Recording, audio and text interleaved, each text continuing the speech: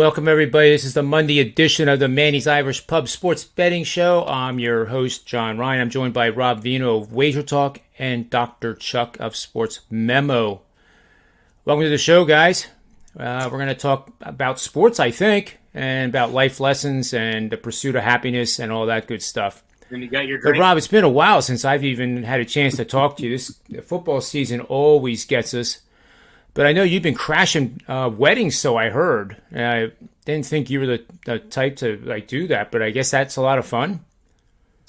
Yeah, this entire month has been crazy, John. From from a Sunday night a few weeks back at the 5th of December to see my son's band headline late night, later than unless I'm watching late for me to be out. Let's put it that way. To a wedding in Maine last week, to a wedding 2 weeks ago, to a wedding in Michigan this past weekend. So I haven't been on many shows whatsoever. I've been off Wednesday through Sunday the last 2 weeks in a row, traveling to these great, December locations. Maine and Michigan, you can't beat them. It it snowed at the wedding on Saturday. But back now, and no better time to be back because I'm one of those guys. It's always a great debate. Some people think the opening weekend of March Madness is the best time of year for that one particular hot time. I like bowl season. A lot of people will argue bowl season, so I'm glad to be back and planted for Christmas, for New Year's, because we got a zillion bowl games coming. One underway right now. I think Tulsa just scored again, 30-10 Tulsa. So, but it triggers everything now because I'm looking at the next 10 days. Yikes. Bowls, more bowls. And since I've been away trying to keep track of COVID protocols has been nuts. I'm sure you guys have done a better job than me because limited amount of time. But man, oh man, these injury lists in the NBA are nuts. So we'll see, guys. We're in action tonight. I skated by with a free play today. On Tulsa halftime under 27.5. Dear Lord, it only hit 27, but it took everything to get there. So hopefully that's a sign of things to come here for the Bulls. Yeah, it's certainly scary going to the airport. It really is. With a mask or not a mask, it's just. But at the same time, it doesn't seem to be as violent as the first one, the Delta. It doesn't make it any better because anybody I've heard that has it or has gotten it and gotten a full-blown version of it, it's not fun. Yeah. We got more contagious, less symptoms now. So it's just rampant on the sports landscapes because, these guys can't believe they test positive. So it's the way, guys, it used to be too. Because, every NBA season, every NFL season, especially NBA season, though, I would say that at some point in time, the flu would run rampant right through a locker room. And it seems to be the same thing right now with this variant of coronavirus, just running rampant. And then let's get everybody over it. And hopefully rosters will be full and healthy the rest of the way out. It seems like everybody's getting it at once. And except for Tampa Bay. Whew. Talk about the Packers celebrating twice. They got so not only do they next topic, spot, but Godwin's gone. Yeah, he's out. They hurt those guys now? One by one last night. What? Godwin's not out for the year, is he? Yeah, he was ACL. Yeah. Turned out it was ACL. 98 catches through 13 games or whatever. Damn. But before we move on, can we just say that sometimes guys, Romeo Crennel was one of them, Charlie Weiss was one of them, Dennis Allen didn't need to be a head coach ever. The dude is a genius. That is just what he's done these last 4 times. Playoffs, but not counting the playoffs. But geez, that's just what he did last night was insane. It's crazy where a lot of times they get to the right place. Because at Oakland, he wasn't a genius, but he had a short time in Denver where I thought he was really good. It's true. And now he's an aggressive defensive coordinator. And when you get a bunch. What I mean is in Oakland, how long was he coordinator before he was the head coach? And I guess that's just, I feel like it just isn't, and now he's going to get looks based on just sweeping them again. He'll get looks and probably he'll even get a job and it'll be a mistake. And and he'll end up being a defensive coordinator again. But man, it's sometimes if you're okay with the spot you're in and you can get paid what you're willing to get paid, like sure. And not everybody's cut out to be a head coach, right? A lot of these coordinators fail as head coaches. A lot of exactly, them. And it just doesn't. go back. They all have that itch. It's like that.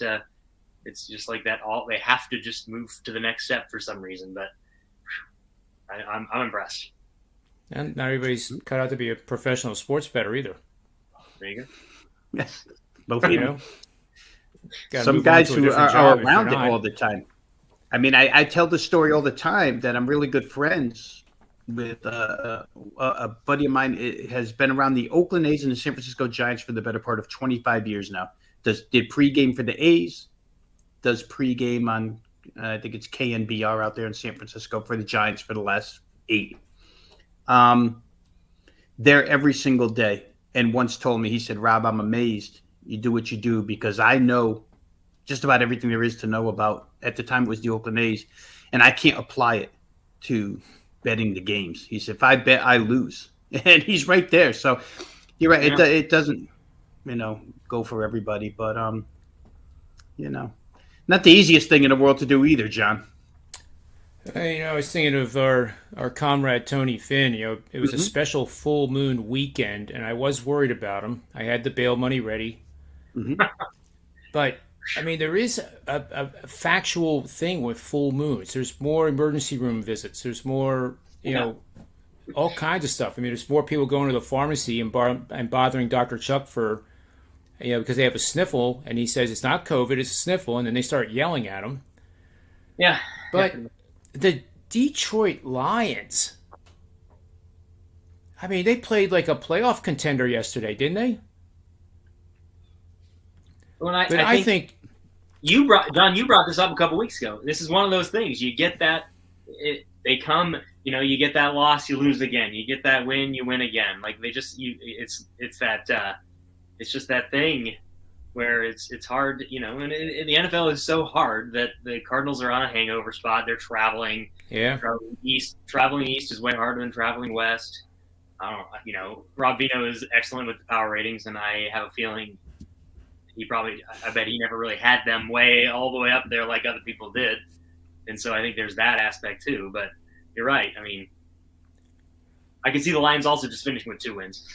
I was almost ready to buy in, to a Arizona Cardinals poker tournament. And I'm glad that my car was late to the show. I didn't get trapped with it. And now the question is, who are they? Is the question. I mean, can you really trust Murray now? I mean, you can say that for Brady too, but I mean that was a mind-blowing game last night, and the Saints are obviously his kryptonite, and they were Brady was 88-0 when his defense allowed 12 or fewer points for his career. Well, the list was 88-1. The list last night was intense. His first shutout in 15 years. Never lost to a team in his entire life that didn't score a touchdown. Like just one after another. We have a question from the chat room. Jared Schrader just said something worthwhile talking about. And thanks for the question, Jared. He says, hey, guys, what's your opinion on the Bears-Vikings game? I don't think he wants to know my opinion. Wow. It's actually a 4-unit bet over at SportsMemo.com, and I think I just gave it away. There you go. I think the full moon applies again tonight. I am actually on the Bears as a 4%er, and I would not be surprised if they win outright. So what the models say. Models don't know about full moon though, so I'm a little concerned. But it seems like the world. I know Steve Merrill, WagerTalk. He and I do that financial show, and don't catch a falling knife and all those good things. He had the Public Fade show, which is a Friday show that I actually look forward to listening to because it has to do with sentiment. And you guys know I run that Twitter sentiment app on all the teams, and the Eagles had the worst sentiment reading all time of any sport the week before they destroyed Detroit Lions. And his public fades last year went 32-9 down the stretch. And those were free picks. So that was one of his fades to fade the Vikings on the show, and I already had the play released, so I was kind of thankful that I was sharing that with him. But I know, like, if we were in a bar right now, and you're talking to your buddies, hey, Rob, who do you like tonight? You said the Bears. They wouldn't bet on it. I think I could go to a bar in Princeton right now. Well, and just kind of announce over a loudspeaker that I'm on the Bears. I don't think anybody would join me. Well, I guess, I mean, I don't want to jump ahead of Rob because I don't have a side. I have the over. And there's no jumping on the show, and then our head will be out of the thing. People won't be able to see us. You're trying to hurry. You're trying to hurry and run to your app, like based off John saying he's on the Bears and then me saying I'm on the over. You got to hurry because it's already. It's gone up a whole field goal just this afternoon. So I think that fits, Dr. Chuck. I think it fits. I think if I'm right on the Bears, I think you're going to be right on the over. And the Vikings Rob, what do you think? The Vikings are a little bit of an over team, but yeah, like John said, I'm not laying 7 on the road. Yeah, I mean, I released it over at WagerTalk as a 4%. I'm on the same side you are, Chuck. I mean, when I released, I got 44.5. We're up to 46.5.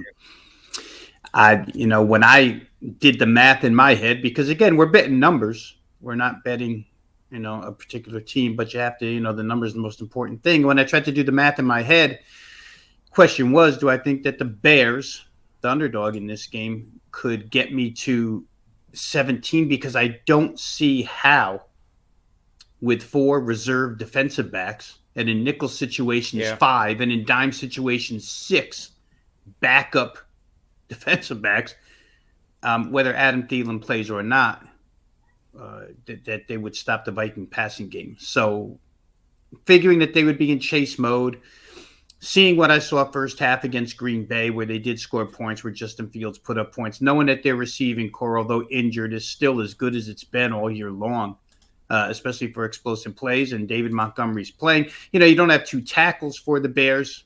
It's tough. You lose a starting left and a starting right, plus 4 defensive backs.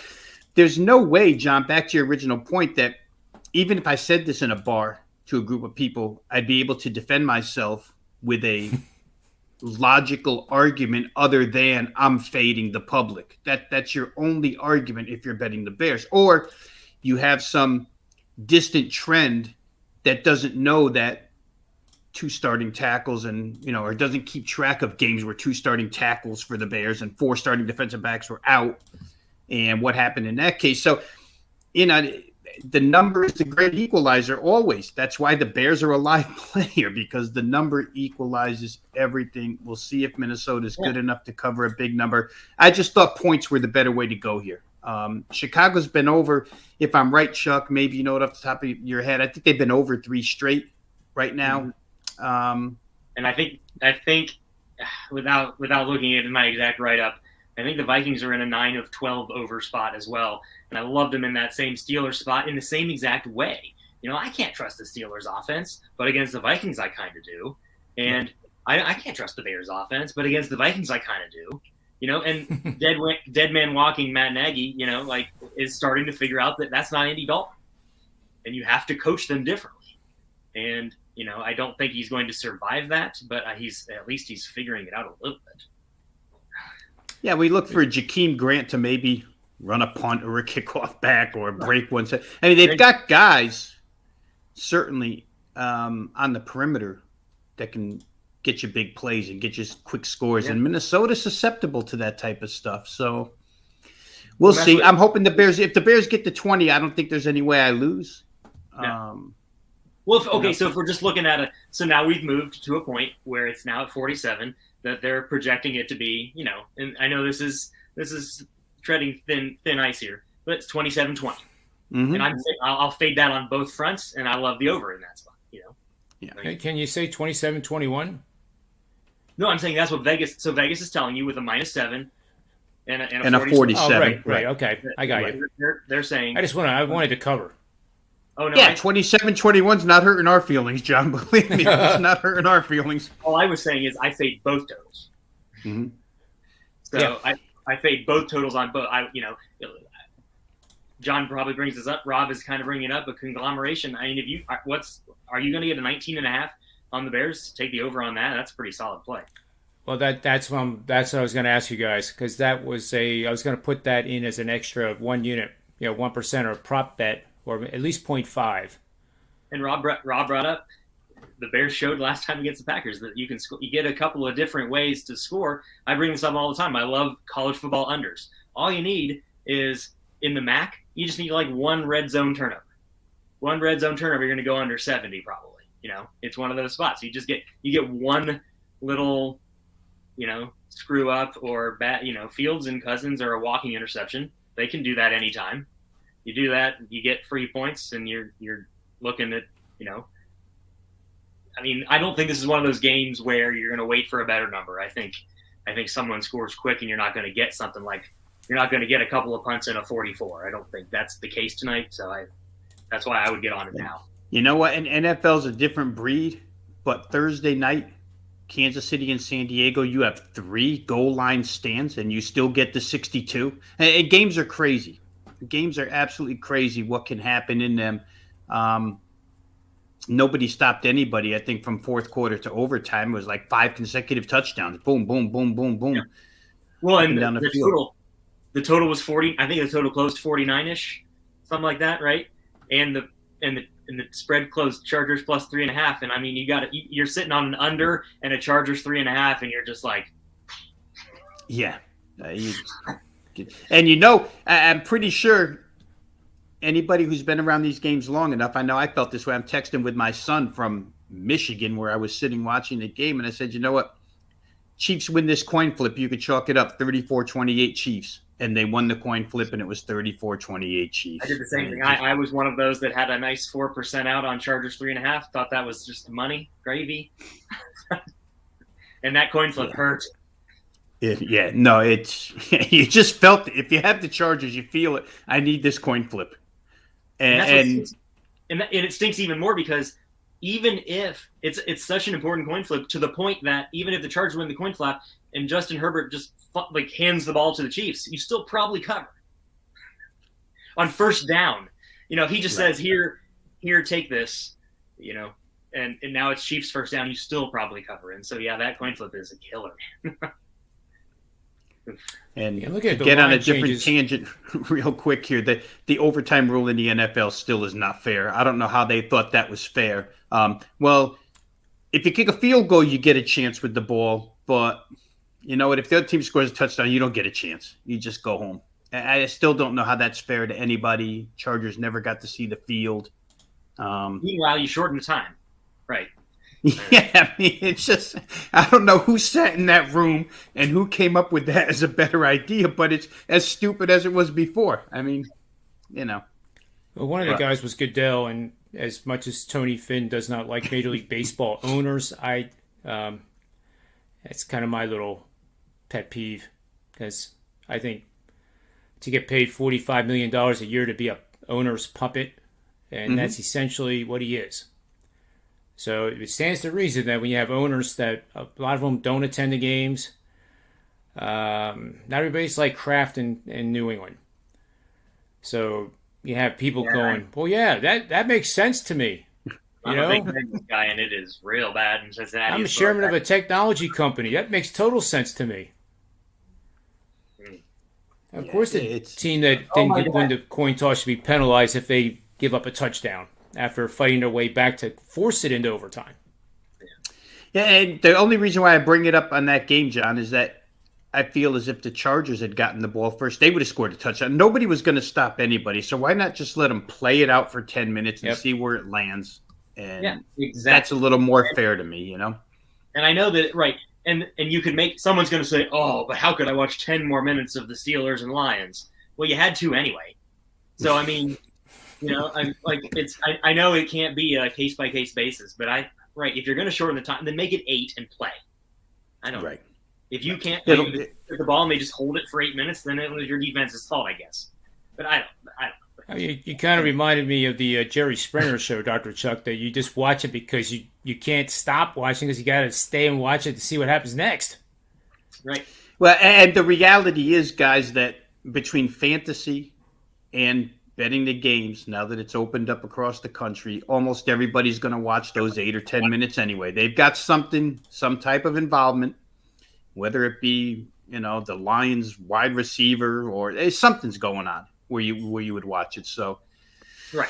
Haven't the Vikings been historically bad at Soldier Field as well? Yeah, but Jared, again, if you could show me games where the Vikings have been in Soldier Field playing the Bears without their starting 4 defensive backs and without their starting 2 tackles, then, I could agree with that. It could be, that type of kryptonite where the Bears could start a entire 3rd unit and still beat the Vikings. I'm not sure, but I wouldn't bet on it. That's for sure. These personnel things do come into play. Kind of random how the NFL selects who we're going to push back for games too. Seemed like they were protecting the Rams. All of a sudden, the Rams are getting players back like crazy, and more Seahawks are going on the list. But I'm sure they're not going to push the game back for the Seahawks because who cares? They're not going to make the playoffs. Right. It's just a lot of unfair things we're talking about here that are off subject. But to his original question, I think our feelings here are over the number.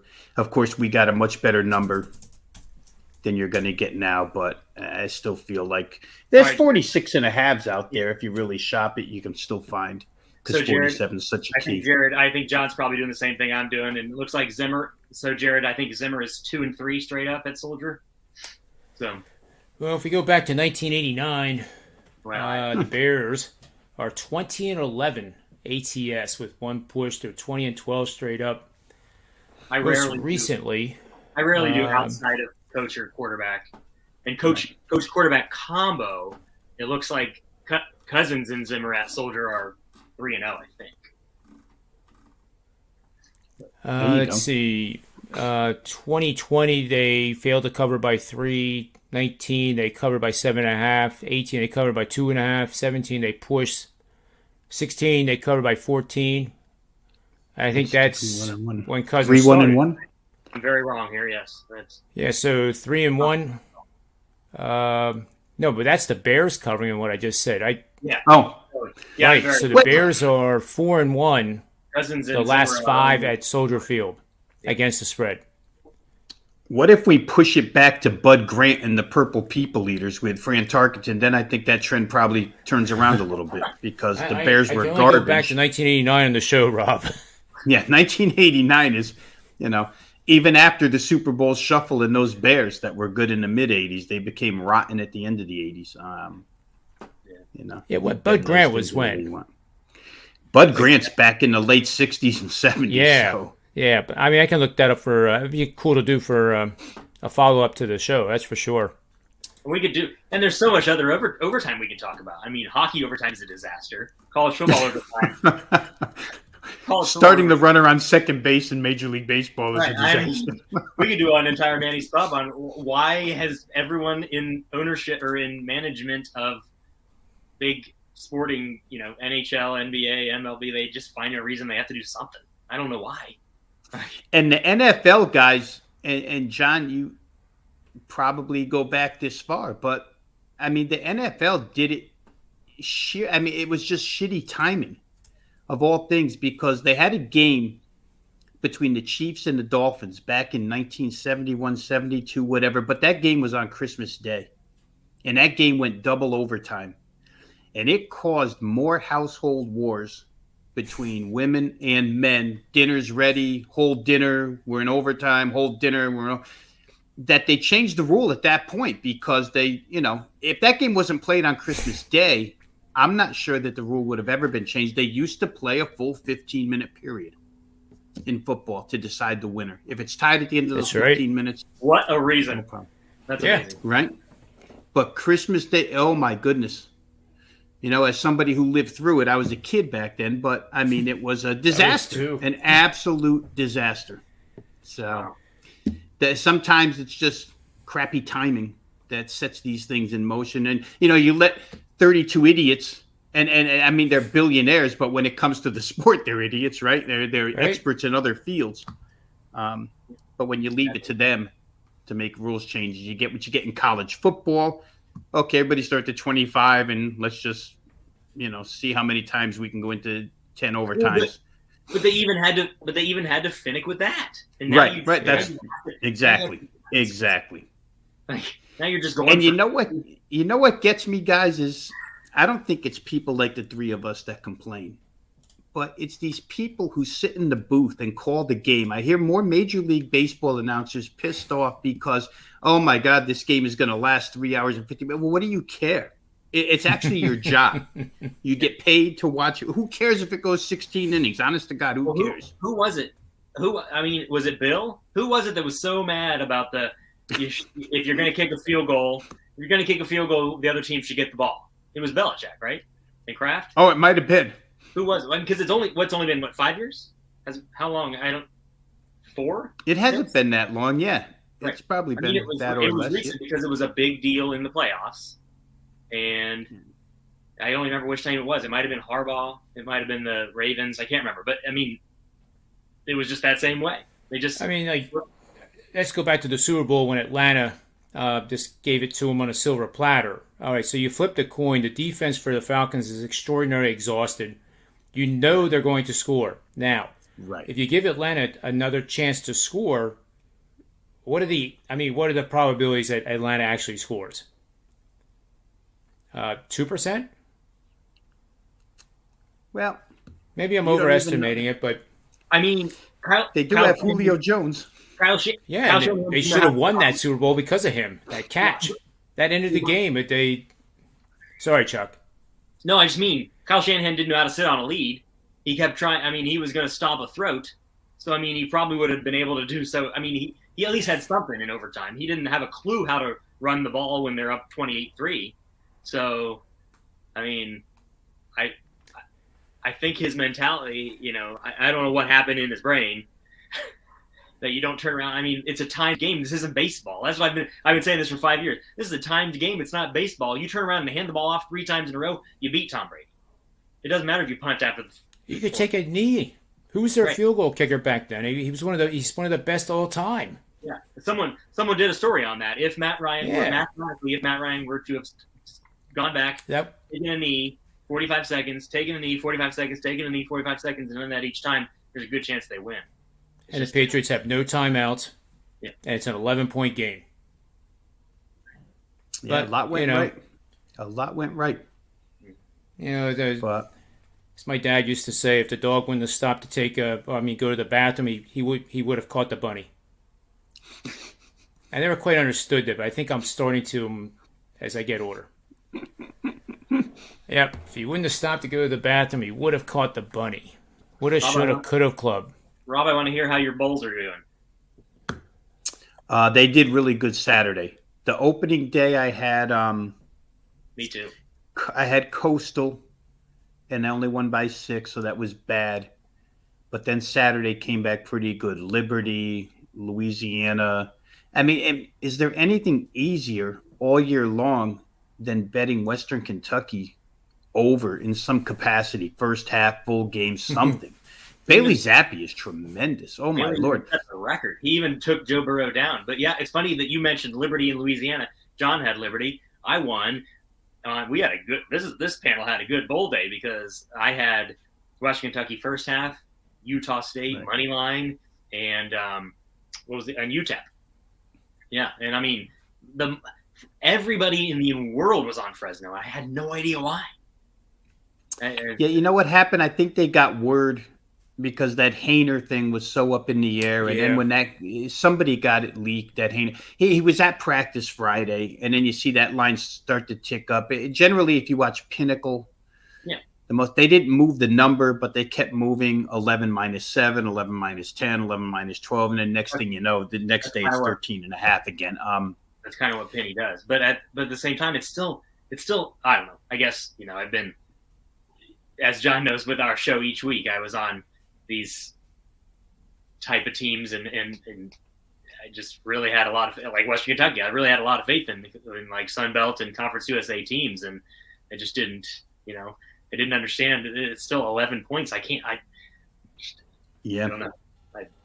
I mean, And a team with motivation. I mean, Dana Dimmel had that team was motivated. Yep. Not to say that Fresno wasn't, because they didn't have opt-outs, but I mean, that's the thing, guys, is that these lines, the last 2 or 3 years, and it's probably why I've been so good in the NBA for 2 years. And John, we talk about it a bunch. I know on NBA Tip-Off, we talked about it for 2 years now without fail. If somebody goes on the injury report, these lines sail as if that's the end of the world. I don't understand. It's not at I'll just give a random time. At 12:50 in the afternoon on an NBA night, it's not public money that's pushing a line one way or the other. It's people that are supposed to have brains in their head that are seeing, oh my God, there's an injury. We got to push this thing 2 full points. Are you kidding me?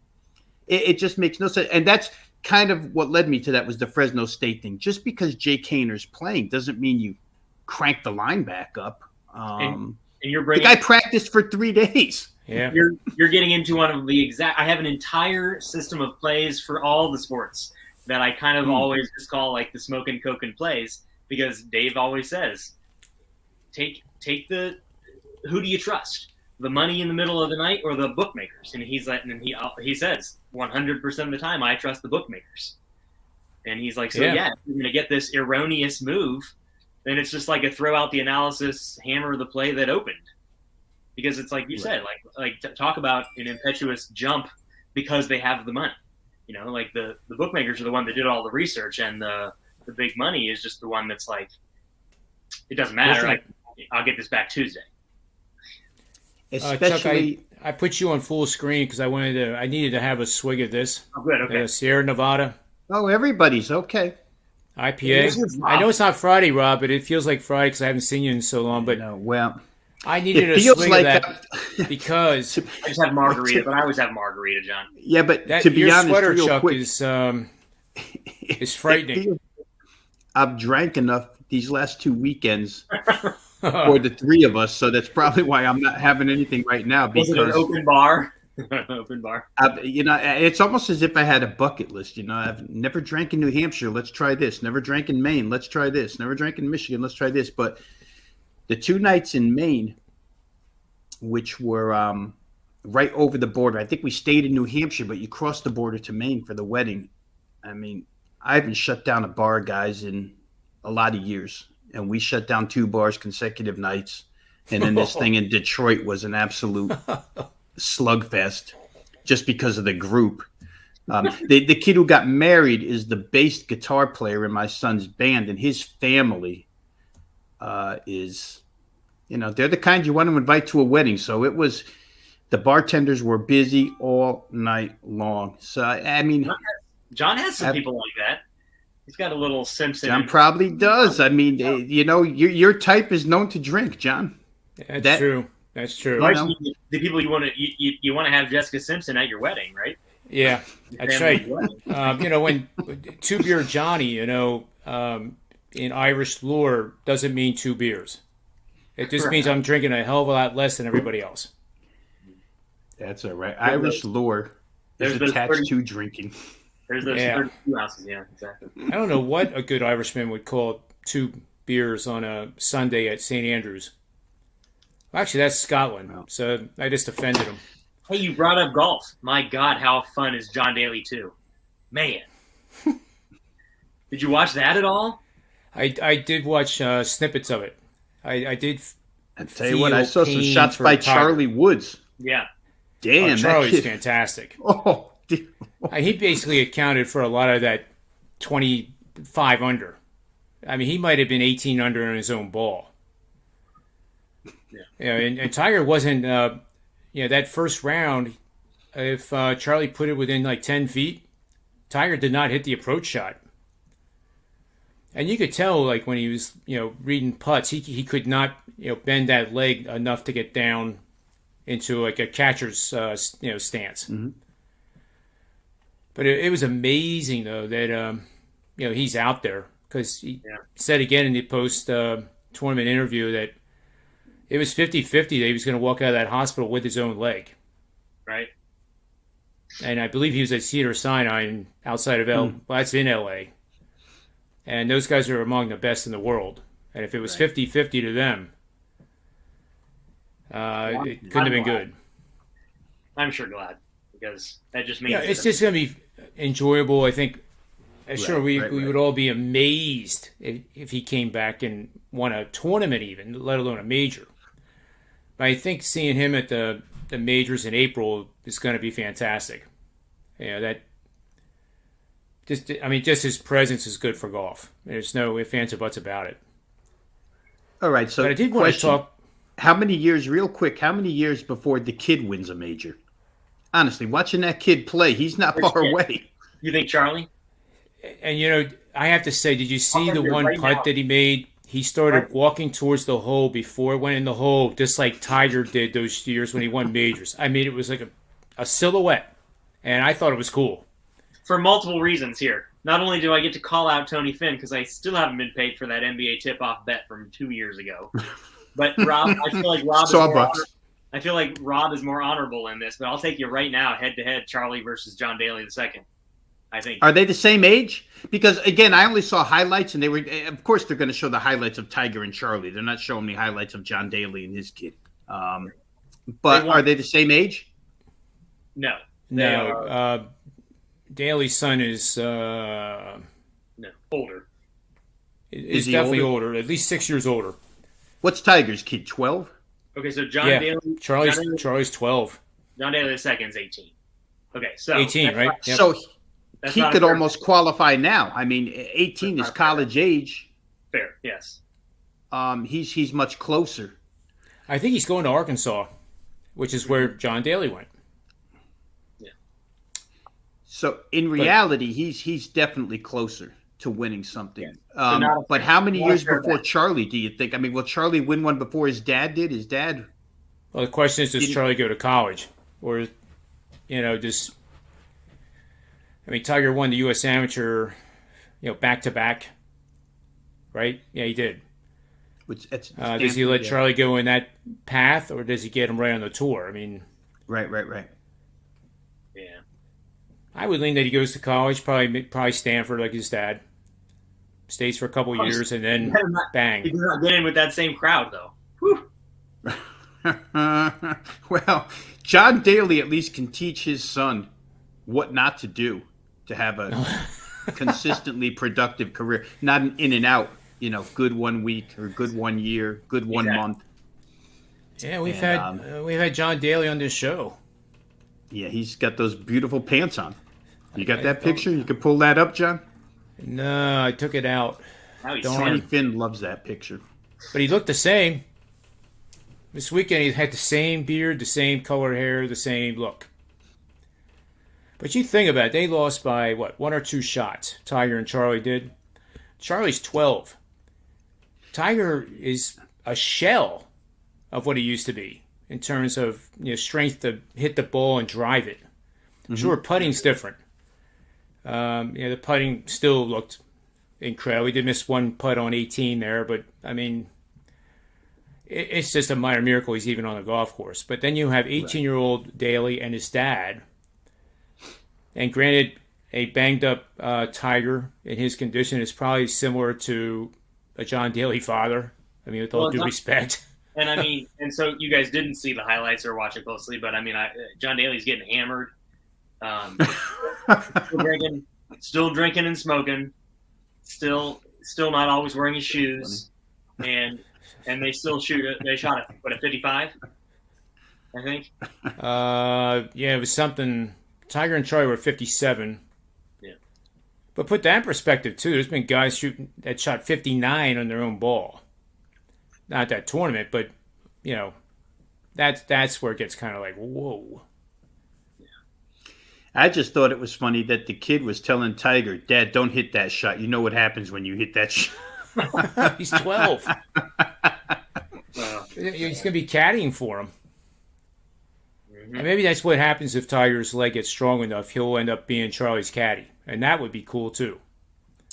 And I think from what I saw, John, back to your point, the mannerisms of the son to the father it's like I'm not going to say he mimics his dad, but he looks identical. Man, when he makes a good shot. and you see the fist pump. It just looks identical. Crazy. Yep. Crazy. And you can see the ex-wife in his face, too. Oh, boy. Elon. Yep. I mean, that's a good thing, right? Yeah. Well, yeah, she was a model, for goodness sake. So, yeah.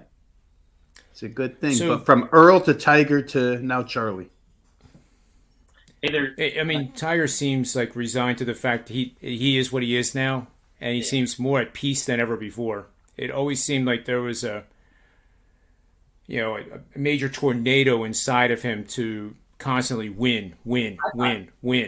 I was definitely one of those that thought that Masters was going to propel him on to maybe even a slow burn to the number, Jack's number, but just obviously things changed. But man, you got to remember too that it's different era, but still, Jack finished second 18 times in majors.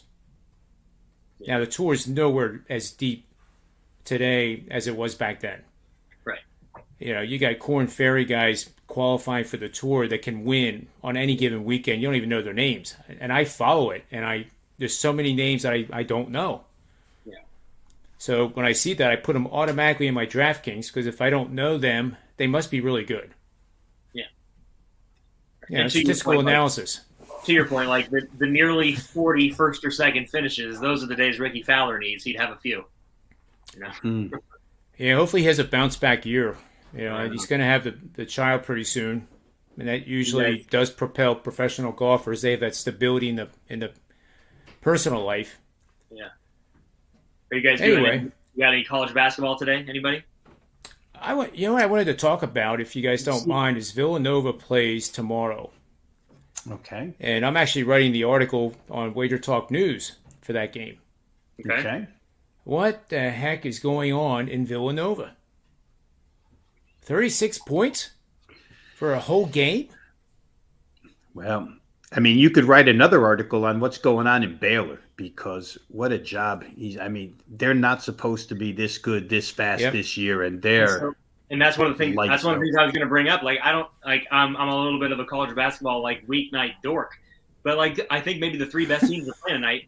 They're all laying nearly 40 points, and I wonder who's going to win by the most. And I have a feeling that it's kind of one of those measuring stick. I think Baylor knows that Purdue's playing, and I think Purdue knows that Gonzaga's playing. Yeah, I think Gonzaga knows that Purdue's playing, and they all have the same spread against a crappy team. And I just think I think maybe one or two of them are putting up 100. I agree. Yeah, I just can't bet it though. And you never know what a college basketball season is going to bring once conference gets into February and whatnot. But especially of those three, it looks to me, I don't know how you guys feel, but it looks like if you really wanted to nitpick out of those three, maybe the Purdue backcourt is the one. I mean, it's a good backcourt, but it might be the one thing you could nitpick at Purdue's backcourt if they don't play well. And to your point, the Big Ten's insane, and I know all three of us are kind of in that realm and stuff like that. But, you get into Big Ten play, Purdue, the winner probably goes 13-5. You probably take a half dozen losses and you're one of the best teams in the entire league. It's nasty. And so it's just Purdue is most likely to not only have issues, but get exposed, And the injury at Wisconsin doesn't help them at all whatsoever to Johnny. I'm missing the kid's name now, the guard, but that's a big injury. Iowa's always tough, right? You can never count on their defense. Ohio State looks a lot like last year with offense and a little less defense. Rutgers always. I mean, you go up and down the list. Illinois, Brad Underwood's a hell of a coach. And I don't know. Who could figure out Rutgers, right? I mean, Ron Harper hits that shot to beat Purdue, and then they can't win since. It's just that's a weird team. That's a tough one. They're definitely they have time to figure it out. It's going to be interesting to see if they do. And to your point, both of you, even the lower teams, I guess I would say Northwestern, Penn State. Oh, absolutely. Northwestern's good. Borderline teams to actually make the tournament. Oh, absolutely. Right. That's what they were. I don't know who it was. It was Jay Will or Seth Goldberg, I'm not sure who it was, and they were saying like the ACC is going to swipe some spots from teams like that they shouldn't even deserve. I think Jay Will was saying the ACC is like a 3-4 team league, and the Big Ten probably should be 9. Right. And it won't be that way. It won't be that way. Syracuse will get in or something like that. But I mean, like you said, Northwestern. Northwestern's better than everybody. Like Northwestern versus Pitt is silly. Like that kind of, if you're like measuring those two teams at the same tier and stuff, it's right. Like Penn State is having a hard time. Penn State's confusing, and they lost some guys and moved on, and new coach, and John would be able to speak to it more. But I mean, that's a team I'd still take over just about everybody from the Pac-12. I don't just follow, don't get doormats, right? I mean, I had for the first time this year, I watched Nebraska from start to finish. They played Kansas State last night. Now Nebraska's probably that's just not a good basketball team. I don't know. Freddie Hoiberg can't get it going there the way he would like it to go to. But that's one team in a 14-team league that maybe when you play them, you think, oh, this is a nice, easy night. Man, as a kid, I was obsessed with Freddie Hoiberg in college. And he's got to be looking at TJ thinking, son of a bitch, I wanted that job. Yeah, I mean. TJ is, if there's anybody even in the conversation for Coach of the Year, other than TJ Otzelberger, I'm not sure who it would be. But, talk about that guy. Did anybody pick them not to be last in the Big 12? Yeah. Yeah, what they've done so far is, nobody saw it coming. Let's put it that way. Nobody saw it. If you did see it coming, then. You started this all with Baylor. Like, this is ridiculous. You shouldn't. Yeah, he's. At some point, he's going to get his due, Scott Drew, because, defensively, John, you started this with Villanova. What's up with 36 points? But, again, I don't know if it's Jay Wright's team. I just think it's more Baylor as I see them than anything else. When they lost Davion Mitchell and they lost their guys from last year, I'm thinking the whole backcourt, I'm thinking, man, they can't be as good. But they're just – I don't want to say they're just as good. They were national champions, but they're really, really good. Top 10, really good. Should be in the mix at the end.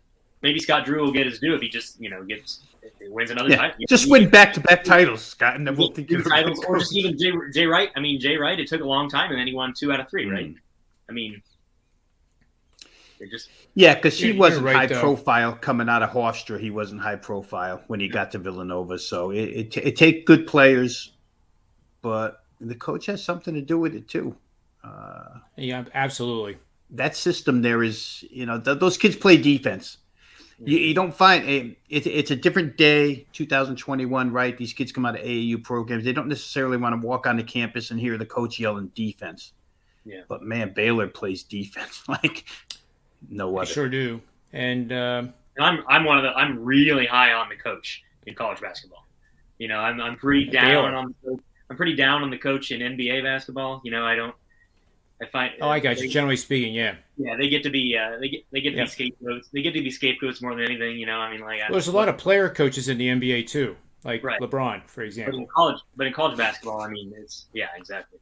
In college basketball, I'm really high on the coach. It plays an enormous role as far as at least my capping goes, and the way that I assess it, especially for a year. And I would say more than anything, any other sport that I would cap is college basketball with the coach. Which is interesting, like Rob brought up. Like Scott Drew is intensely good, and he's not getting the Ren Caros and Holmgrens and things like that. Like maybe he will, but he's not yet. Takes time.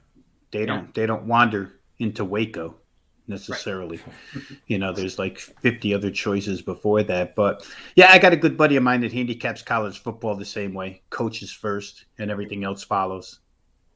Today he was on Tulsa because he thought Tulsa's a far better coach than, although Ricky Ronnie, I don't want to sell the ODU staff short, what Ricky Ronnie did this year without even playing football last year because of COVID. Come from Penn State, bring that Penn State system there, and they look like the, Conference USA when we start to handicap it in the spring for next year. ODU is going to be a consideration for sure. Absolutely. And because we're just rapidly changing subjects constantly. Like I'm always getting called a degenerate and like a dumpster diver in college basketball, and I'm really big on Maryland Eastern Shore tonight. They're getting 12 points. I think it's a game they should win, largely because of the coach's Crafton. Another team didn't play basketball last year, not one game, and so the market who doesn't have much choice but to use things like Ken Palm and Bart Torvik and Hoop Mac and things like that. They don't have much choice, so they log on. Because the bookmaker is having a hard time in general. He logs on to Ken Palm. He sees Maryland Eastern Shore didn't play last year, and there's 358 teams, and Ken Palm ranks him 357. Wow, that's minus 12. The last couple of years, generally speaking, when you look at openers, you're betting against Ken Palm. You're not really betting Pinnacle. You're betting Ken Palm. He's setting all the numbers. And I mean, you could still be dead wrong, but the numbers say this is like a 1-possession game, and it's a 12-point. Charlotte's laying 12 because they're Charlotte. Mm-hmm. And they're in the mid. Like you, Chuck. I'm. What'd you call your team? You go into the trash heap or something? Dumpster diver. Dumpster diver. Yeah. Drew Martin. I'm the same way. And I'm on Georgia tonight on the basketball court. So minus 11.5, and I think they take care of business. But tomorrow, it's incredible where Villanova is right now. I believe they fell out of the top 25 as well, didn't they? And historically with Jay Wright, that doesn't last very long. So if there was ever a play-on team right now, because they don't have Baylor on their schedule, and the next 5 games are not against superpowered defensive teams, I think you're going to see like the real addition of Villanova, and that sets them up for the conference play then. Well, the game tomorrow is... if you meant to get into this, I'm with you, because coming from the Cincinnati standpoint here, Xavier should be getting more than 5. Yeah, and I see 6 at Penny. I don't know if that's current or not, but anything under double digits is Villanova. But listen to this one. What have you done for me lately, and what have you done? This is it's kind of a shout out to Ralph Michaels, who I've gotten to know pretty well over the last couple of months here. He and Kelly have been super nice and giving me shout outs on the Bet On It show, which I encourage everybody to watch that one. That's with Marco D'Angelo and Gianni the Greek.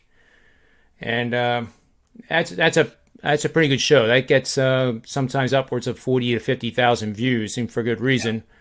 But Ralph Michaels would like this. You're going to bet over with a home team, which is Villanova, that is considered a poor shooting team. I can't even say that Villanova in the same sentence. Yeah. But Villanova is actually shooting less than 42% for the season. They still have Gillespie on the team. And they've played 3 consecutive games shooting less than 35% from the field. It's mind-blowing. Anyway, that set of parameters is 75-33. That translates to 70% winners over 25 seasons. I like the over quite a bit, and I also like Villanova quite a bit. Mm-hmm. So that's my first best bet for the show, a matter of fact. My second one, guys, and then I'll let you guys give yours, is the 76ers. And Rob, you and I live in that area. That doesn't mean we're homers, Tony Finn. Correct.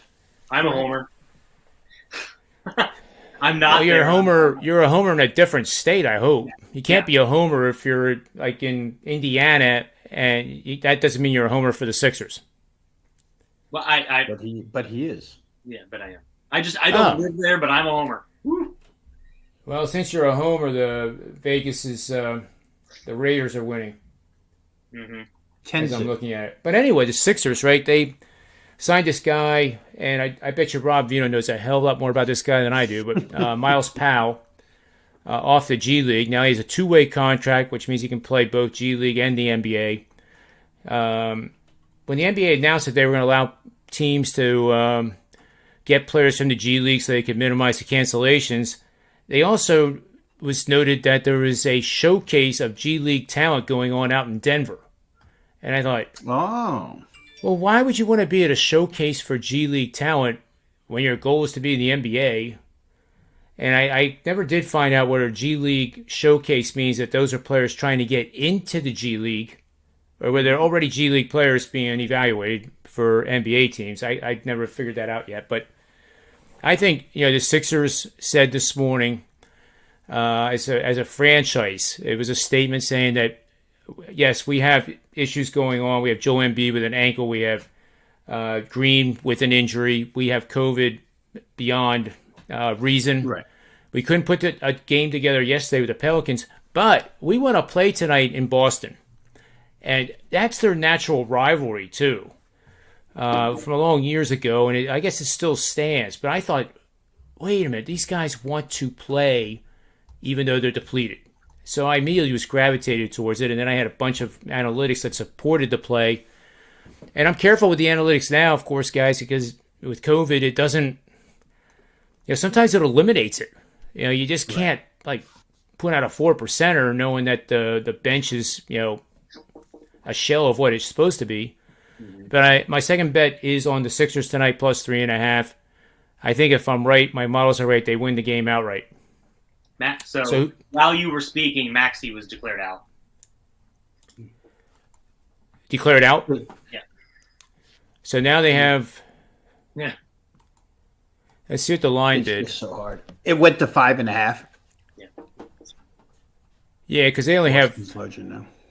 They have 4 bench players now. Yeah. Or 3. It's just so hard. Let's see here. Impossible. It's almost like... It really is. But I'll tell you, if Embiid is on the floor, I'll take the 5.5. Yeah, I see 5.5 right now. I see 5 at Penny, 5.5 at Heritage. So it's only a matter of time until Penny goes to 5.5. Yeah, they've got an hour before tip off.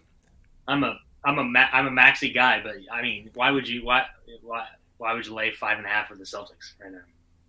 Well, I mean, they're both. I mean, did you think at the beginning of the season both teams were going to be 15 and 15?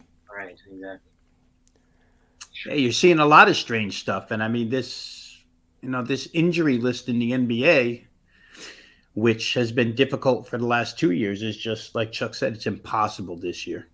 Because you have to wait. You just can't release these plays. It's almost impossible. I mean, I backed off the NBA entirely today because I just don't know what's going to happen. Chuck just told us that at 6:25 at night, Eastern time. But between now and tip-off at these games, there's going to be 1, 2, 3, 6 more of these. Oh, can't go. Oh, will go. Oh, can't go. Oh, he's available. Who the hell knows? It's nuts. Yeah. It's hard. It's really, really hard. Totals on our NBA show I do with Ronald Cabang. He was number 1 last year at SportsMemo. On Monday, Wednesdays, and Fridays, we do 3 picks. On Tuesday and Thursday, I do solo. Mm-hmm. But today, we intentionally went with games that, other than the Sixers, that was one of our games. It was the Sixers. Mm-hmm. And I agreed with them. And then we have the Bulls, which is another pick that I think is pretty good against the Rockets, only 6.5 at home. Those, that game, and then San Antonio Clippers, we went under the total at 217.5 and still there because they weren't being impacted by the COVID nearly like the other teams, like Orlando, especially Toronto. But yeah, it's all for relative, this show, right? I will emphasize the Sixers and Villanova. And Villanova over for tomorrow. And who wants to go next? Well, I'll go. Don't fight over it. Don't mind at all. Yeah, I mean, I feel like Chuck and I have already given one. Yeah. We gave you something that we're selling. Like the Vikings and the Bears over the total. Again, we got a better number. 47 is a key number in football, so it's difficult to recommend it as strong as you would have recommended it when I did at 44.5, but still, I think that game goes over. But I'll go back to college basketball. I mean, I took a real – just because this time of year gets overwhelming. And a lot of times, I think most guys do this. You go back and try and figure out why or how you had success handicapping a certain thing. So I went back a couple of years in college basketball and realized that I only had a handful of plays until the middle of December and wound up finishing number 1 at WagerTalk in college basketball that year. So I had a quick text back and forth with Johnny Detroit and just said, tell clients, it'll be till mid-December before I get rolling. But I've attached myself, there's certain teams, players you get attached to. One, because I'm close to the situation my son went there, is Belmont. Generally speaking, 3 of my plays this year have been on Belmont or the total. got there again on Saturday over 140.5, I think. But another one, and I actually saw this guy in Chicago at one of the pre-draft camps this summer, Max Asmus and Oral Roberts. And I played that game over. I think that game will go over tonight. They play South Dakota. Total sits around 144.5. Maybe you see some 145s, but didn't have the best offensive output the previous game, but I think that had to do with the opposition where Oral Roberts was concerned. Tonight, I think you get more scoring, a little more up and down. But I guess, what happened in that pre-draft camp in Chicago, and he's a little guy. Guys, I'm getting off topic here a little bit, but just seeing him face-to-face, eye-to-eye, he is a little guy. So I guess the recommendation was come back to school and do it again, and he's doing it again. It's just a great player. There's a lot of leadership on that team. So I think points will be there. You're talking about, 72 aside, get you to 144. Oral Roberts has every ability to get to 80 in this game. So I played over 144.5. So I'll leave you with that. Vikings, Bears over, Oral Roberts, South Dakota over. I love that too. And it's like, I love that A. Smith came back.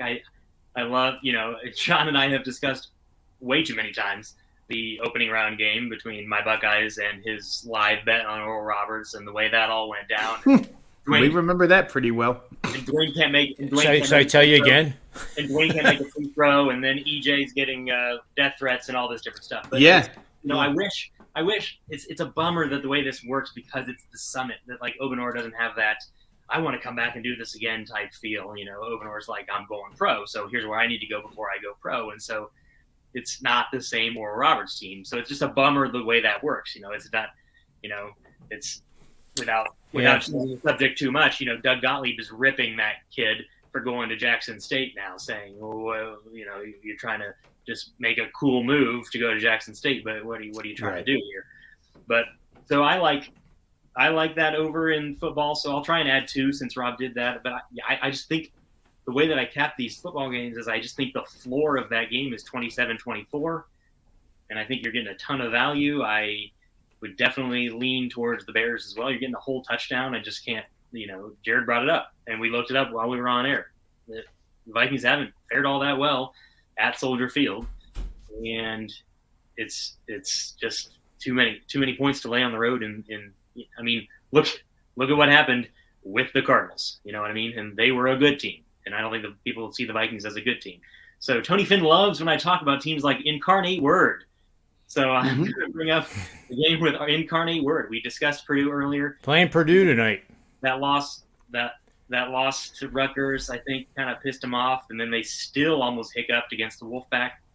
And then last game, they came out a little bit differently, and they just stomped on the throat of Butler and held them to under 50 points. Incarnate Word is a team that gave up nearly 100 to Abilene Christian, gave up nearly 90 to Rice, and Purdue's back home here in West Lafayette, and the total on their team score is just 91.5. And I mentioned earlier that I think there might be a couple of these 1, 2, 3 teams that put up 100. 91.5. Unfortunately, it's juiced ridiculously right now. I don't know where you're looking, but at like DraftKings and stuff, it's minus 130 to go over 91.5. I think you can go a little higher if they let you find the best thing, but I think they're going high 90s. And if you like first half plays like that, I think they put up half 100 in the first half. Incarnate Word, I don't trust the overall rankings where Ken Palm has to be subjective, but when Ken Palm gets to be objective is with defensive efficiency and defensive effective field goal percentage against. And Incarnate Word ranks 358 of 358. And so, some of the guys like First and stuff they're going to get theirs. They're going to get to the line. He's going to put up 20, maybe in the first half. And I just think that on accident, the Boilermakers score 92 points. If you're looking elsewhere, I like Maryland Eastern Shore to possibly win plus 12. I don't understand how Nebraska Omaha is only a 4-point dog to anybody, even a team that's in their first year in Division I. So I would take St. Thomas there. I could go on and on and on, but I also like and Rob did bring up some Montgomery props. So if you're into some NFL props, then that's the game you're looking for because you're not going to be able to watch our college basketball games. I like Montgomery over on rushing and receiving yards. ESPN Watch, ESPN 3, ESPN Plus, they show a lot of that stuff. And hopefully, I don't know if the Manny brothers tonight, but God help us if they're not. St. Thomas, Minnesota. I don't know if we can see them on the streaming service, but and I'm sure you can't watch Maryland Eastern Shore, but have a crab cake and watch them actually maybe win a game. Incarnate Word, real quick, since we have gone like a carousel, changing subjects, but obviously as somebody who follows and bets the FCS football, their quarterback on that football team, Cameron Ward, is in the transfer portal. Yes, he is. And be very, very interesting to see where he goes next year because that kid can play. And Incarnate Word is a hell of an offense. Head coach there is an air raid coach. And much like they don't play defense in college basketball, they don't play a lot of defense in college football either, but they can score. Not Cam Ward dual threat. Portal necessary, Rob, but like it's exciting to see James Madison is, moving on up. And so that was, I was hoping, I kind of wanted them to get that championship on the way to the FBS. Listen, that was one that had me, angry for about 20 minutes after a game because I had them the other night +5 in that game against North Dakota State. And, they're right there. Stupid interception in the end zone.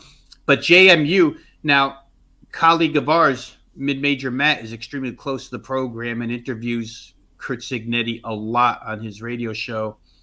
And JMU, the head coach, wanted that title for no other reason than to leave the CAA able to give them the double bird because the CAA tried everything they could to not allow that team to jump to FBS football, which is kind of crazy. But all these teams, people don't want to bet it yet, even though it's been widely available now, FCS football for about 4 years. They don't want to bet it yet. And it's hard for us to sell it because guys don't know anything about it. But I try to keep telling people is slowly but surely these teams are creeping into the FBS, and you're going to have to know them because they're going to be on your regular board from here on out. And, the only reason North Dakota State isn't there is because they don't want to be, because North Dakota State could find their way into some conference group of 6 and be upper echelon in that group of 6 conference. Sure. But they're coming. You don't think Mountain West would be like, absolutely, come tomorrow? Yeah. Yeah, they just don't want to, right? They'd rather be the big fish in the small pond. But that conference itself, that Missouri Valley Conference, we see Montana State making the finals now after their quarterback goes into the transfer portal before their second playoff game. That conference, the Big Sky, there's some good football out there. I mean, the Southland is good offensively, and it's all busted up this year, right? Because they're going to form Atlantic Sun and WAC next year. So you see Sam Houston, a lot of those move on. Colonial's good stuff. Colonial's always been good. I would love to. I wish we could do this show every day because I would just like this is exactly what the people I hope are watching because we want to make them money. And Rob is bringing up such a good point. Like I'm on Maryland Eastern Shore tonight because there are edges, huge edges to win. Like you are on FCS football. Like there are edges there. Like we could all go on a show and pick a side in the Super Bowl, but it's so watered down that it's a guess, it's not when Rob studies FCS and no one is worried about what's going to happen. There's not liability, there wasn't even liability in the semifinal game. I'm sure if James Madison does win that game, Vegas isn't hurt by that. Yeah. How much the public took a bath last night, et cetera, et cetera. That hurts Vegas if the Bucs were to just blow the Saints out. It kills them.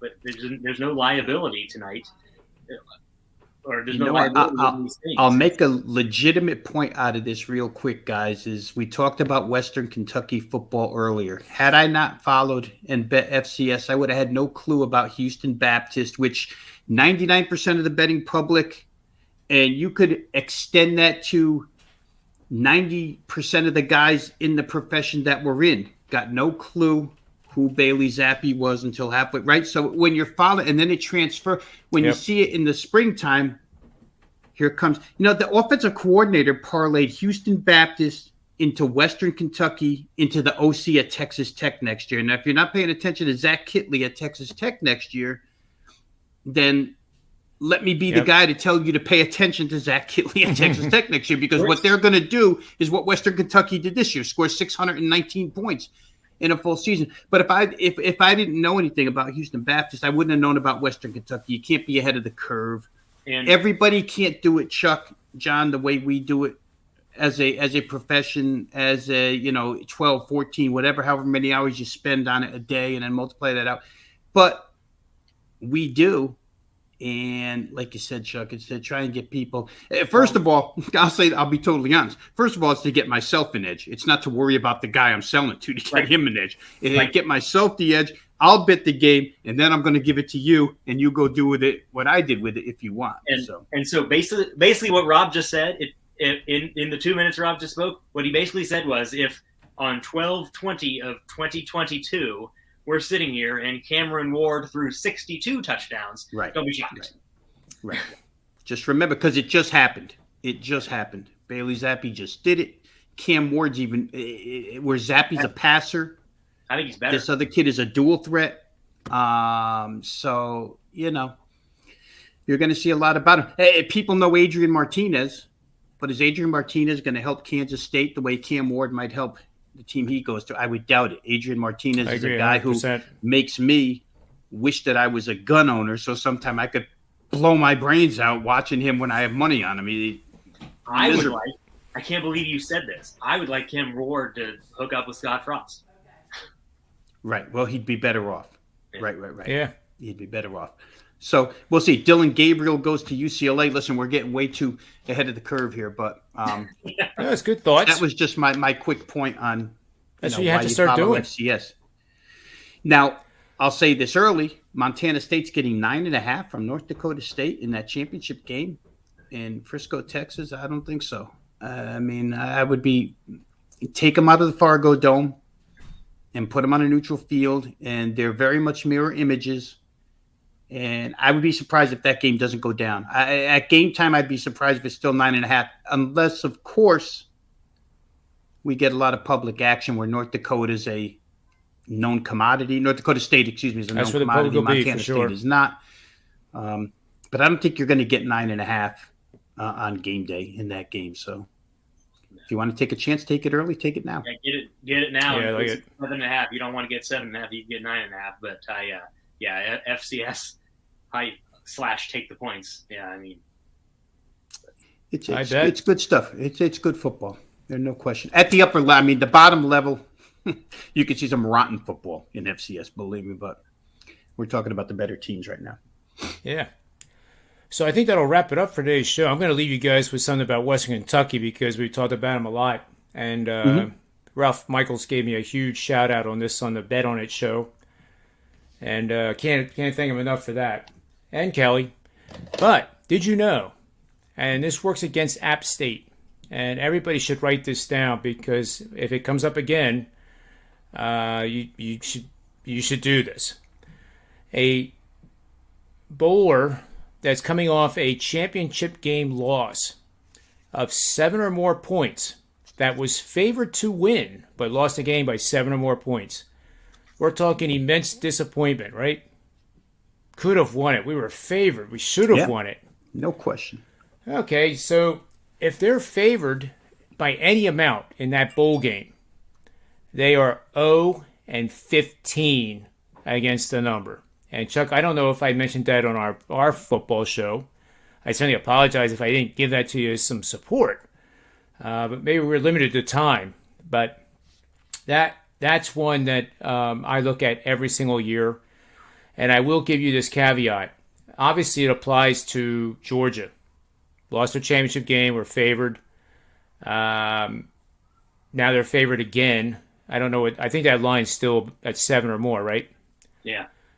So they qualify for that 0-15. However, do you dare go? However, their season is not over psychologically, right? App State, their season was over when they lost the championship game. Okay, we're going to go play Western Kentucky in a meaningless bowl game. This will be for the seniors. Glad to see you. Stop by when you're whatever, on homecoming day, and we'll say hi to you. I think it's different with Georgia, and I think those are automatically disqualified out of that formula. So if a team loses a championship game and then loses the bowl game, which would be a semifinal game, and they have a game to play next if they win, it doesn't apply. I've taken it completely out. I'm going to pull Ralph Michaels and raise my pen now because I'm going to give you another one for everybody watching that goes tomorrow. San Diego State plays the Mountain West title game. They favored at home. They lose straight up to Utah State. Oh, poor me. The exception there is they had 20 players out due to coronavirus that are all now back for this game. So you can't just blindly. I mean, again, I don't want to let cats out of the bag. Maybe I just did. But, I'm not on the other side. I'm not on UTSA. and it flies in the face of the 0-15. But the extenuating circumstance is missing 20 starters in your championship game. I mean, I can't blindly bet into 0-15 knowing that. And that all these kids are going to be back tomorrow. So there's always something, it's underlying. I agree with you 100%. That's why I brought it up with Georgia, because I don't think that thing even remotely qualifies to a semifinal game. It's funny. Tony Finn thinks there's a conspiracy that Georgia lost intentionally. Yeah. Because the SEC said if you want to stay in that division where it's weak, you better lose to Alabama so we get two guys in, right? And I think that's kind of what he said. It gets them more money too. And I know that I mean, $5 million talks. I know the transitive property and using things like trickling down the line are terrible, and I don't want to let the cat out of the bag either for Rob or for me or if it's all three of us. But I think UTSA had no business hammering Western Kentucky like they did.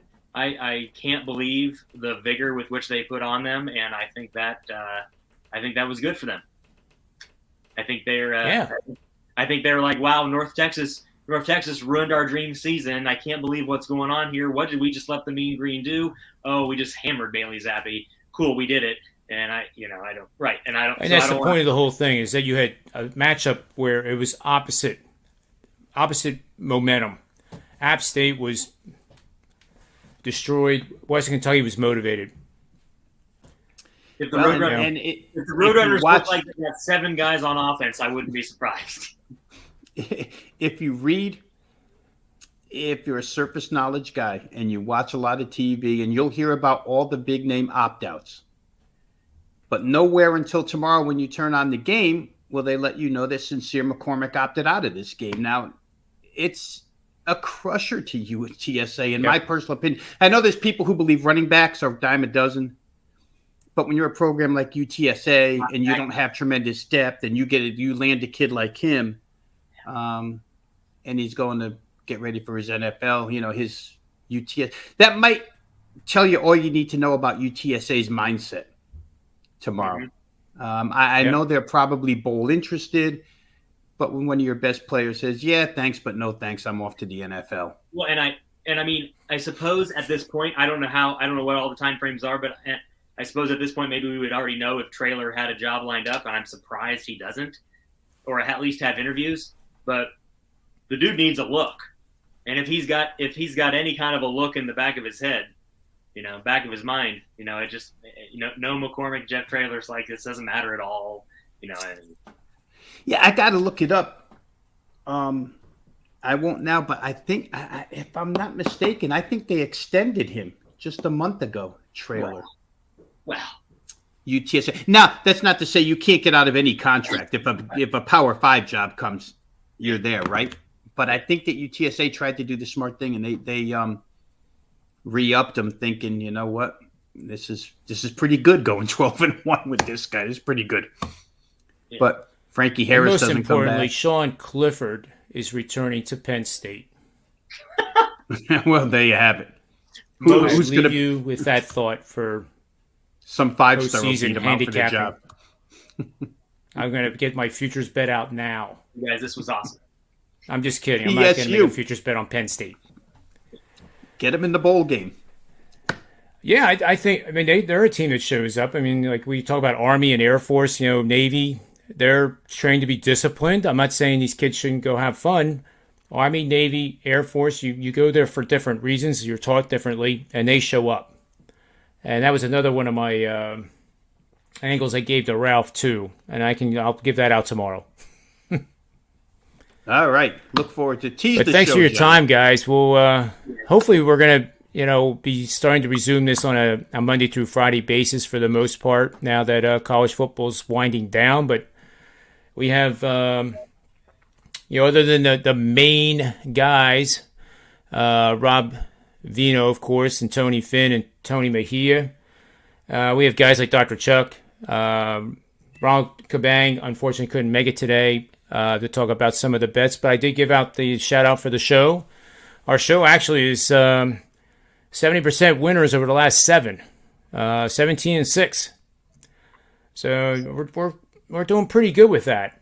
And college football show, we were on a hell of a run, Dr. Chuck. Yep. And we're still right around 59-60% for the season, which on a panel of 3 guys, I mean, that, Pretty good. Yeah, the fact that we all agree with each other is amazing. Yeah, I know. And then, of course, there's Rob Veno, who's 2-time NBA. Great.